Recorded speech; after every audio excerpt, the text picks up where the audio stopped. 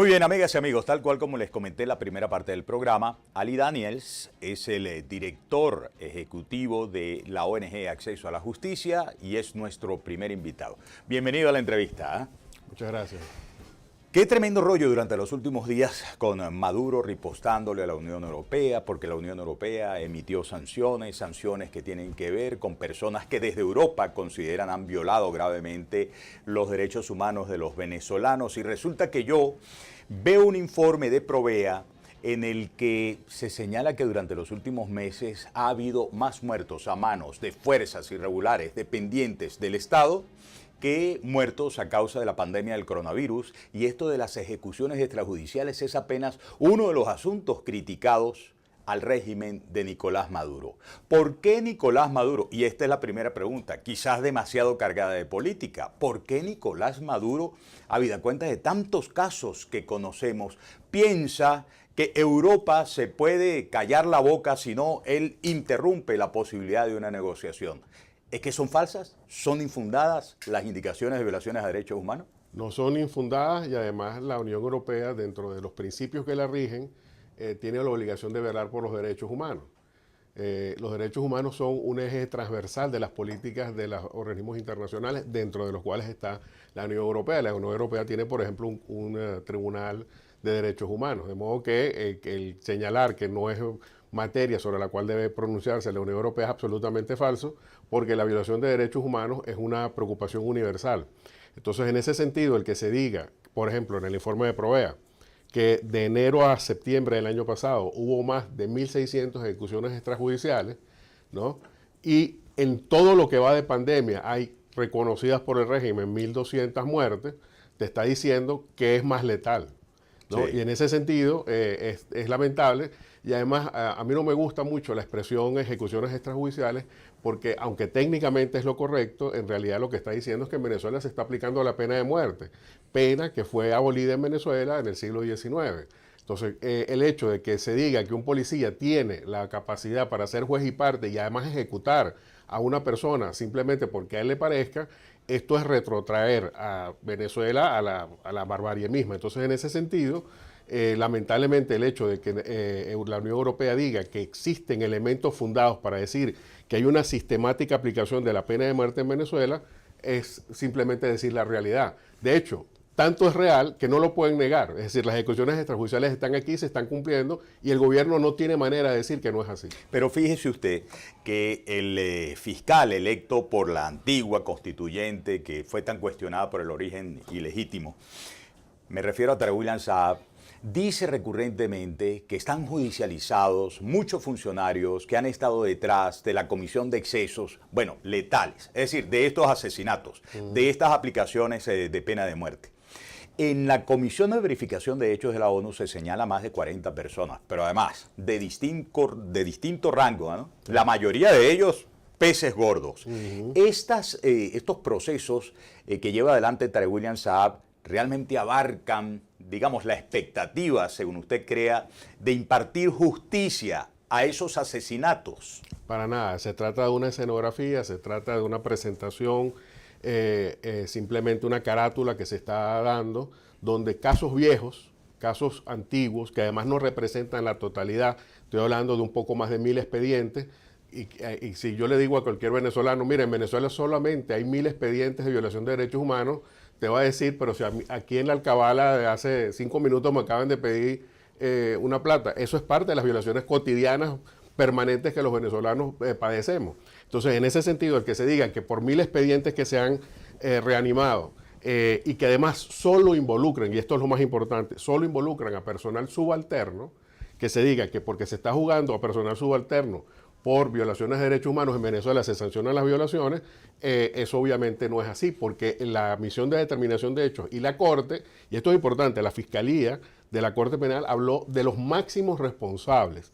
Entonces, en Venezuela no es ya que no se hacen juicios, sino que ni siquiera hay una averiguación fiscal sobre los más altos responsables de las políticas de violación de derechos humanos. De modo que, aunque se quiera presentar esos 1.000 casos, de los cuales apenas ayer, eso lo dijo anoche, que apenas había condenado 100 y tantos, un poco más de 100 casos, bueno, que de las cientos de miles de violaciones que ocurren en el país, apenas haya condenado poco más de 100 casos, está diciendo lo que realmente ocurre, que es la impunidad en materia de violación de derechos humanos y que además, respecto a los máximos responsables, no se está haciendo absolutamente nada. ¿Alguien está instruyendo el tema del calvario por el cual tienen que pasar, habida cuenta de la crisis humanitaria y la decisión de huir del país, esos caminantes que colman carreteras y autopistas de toda Venezuela hacia las trochas, hacia las líneas fronterizas y que terminan, según decía la gente de Fundarredes, nos lo dijo el profesor Javier de Tarazona,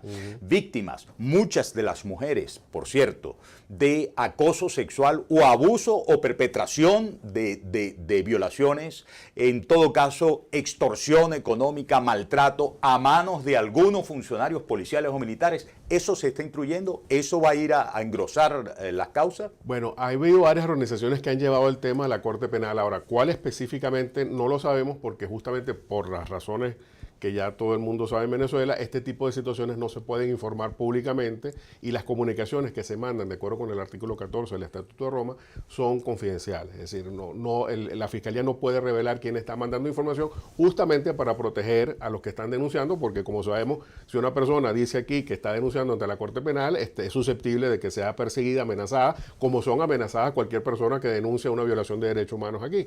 Entonces, en ese sentido, pues espero yo que las organizaciones que se encarguen, como la que dirige Javier Tarazona, pues hayan llevado la información a la Corte Penal, porque eso es parte de las obligaciones. Además, en el caso de los caminantes, hay que establecer un concepto básico.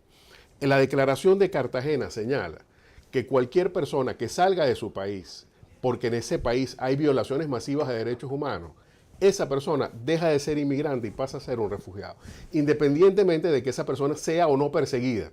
Pero por el hecho de que corra riesgo su vida, sea porque no puede comer, sea porque no tiene trabajo, sea porque no tiene las medicinas para tratamientos médicos, cualquiera de esas razones que digan yo no puedo cumplir con mis requisitos básicos de subsistencia y hay una violación masiva de derechos humanos, a partir de ese momento la Declaración de Cartagena la considera refugiado. Por eso es que cada vez que se habla de migrante se está hablando de un término incorrecto, porque migrante es una persona que voluntariamente dice, mire, yo quiero hacer mi vida en otro país. No. En Venezuela la gente se va porque no le queda otro remedio y a partir de ahí son refugiados. La suerte que corren esos refugiados en distintas partes del mundo, porque no podemos soslayarnos de lo que ha ocurrido en Perú, de lo que ocurrió en Chile, desde donde se deportó a un grupo y luego el Poder Judicial terminó diciendo que no había lugar a tal deportación. Que por cierto, durante las últimas horas ha ocasionado que la propia Michelle Bachelet, comisionada de la ONU para los Derechos Humanos, fustigue, critique las deportaciones, los malos tratos a los venezolanos en distintos países. Esa suerte también es imputable al régimen de Nicolás Maduro en procesos de esta naturaleza, o es solamente cosa, digamos, de Piñera y cosas del gobierno peruano. Claro que no. Ahí hay una doble responsabilidad, tanto del gobierno venezolano, por ejemplo, respecto de la tragedia, porque no tiene un nombre, lo que ocurrió a los niños en Trinidad. El gobierno al día de hoy no se ha pronunciado. Entonces, esa es la tragedia de los venezolanos que son refugiados, porque entonces huyen de su país porque no tienen más remedio, los países de acogida los maltratan, les violan los derechos humanos también, y el país que supuestamente debe velar por ellos y responder por ellos y decir a los otros países, miren señores, tienen que tratar dignamente a los venezolanos que llegan a sus residencias, no, simplemente se queda callado y no hace nada. Entonces ahí hay una doble moral, porque por ejemplo, quisiera yo que una parte, yo no digo todo, pero por lo menos una parte de lo que se gasta en defender a Alex Saab, ¿verdad? Se destinara a proteger a los venezolanos que están en otros países pasando necesidades y además siendo violados sus derechos humanos. Y en el caso de Chile, tengo que decir con mucha tristeza de que hubo un tribunal que sí los acogió, que sí dictó una medida de amparo a favor de ellos. Lamentablemente la Corte Suprema después lo echó para atrás, aunque hubo un voto salvado diciendo que es que no es un tema, digamos, de que es que usted está entrando a Chile por trochas, por caminos ilegales. Es que, y entonces ahí está el tema, es que estas personas están yendo a Chile porque no tienen otra alternativa y devolverlos a Venezuela es violar la Convención de Refugio, que dice, hay un principio que en francés dice no refoulement, que es la no devolución, donde usted tiene la obligación de una persona que le está pidiendo asilo de no devolverlo a ese país, sino buscarle un tercer país de acogida. Claro. Entonces, ahí como ves, hay una responsabilidad compartida tanto del, por supuesto, el gobierno venezolano, que es el que genera la emergencia humanitaria, como del resto de los países que ven a los venezolanos como una amenaza y que además el populismo los acusa de todos los males. Ahora los venezolanos somos los responsables de lo que pasa en Perú, de lo que pasa en Chile, de lo que pasa en otro país. ¿Por qué no toman el ejemplo de Colombia, que teniendo la mayor cantidad de venezolanos, está tomando la responsable decisión de decir, vamos a acogerlos y vamos a incorporarlos? Esa debe ser el camino. A ver, Ali Daniels. Y un gran temazo durante todos estos días ha sido el proceso de vacunación contra COVID-19. A mí no me consta la denuncia. Es decir, sí me consta que hay denuncias. No me consta si es cierto lo que se denuncia. Pero he escuchado muchísimo problema con discriminación a la hora de comenzar a aplicar las vacunas en Venezuela.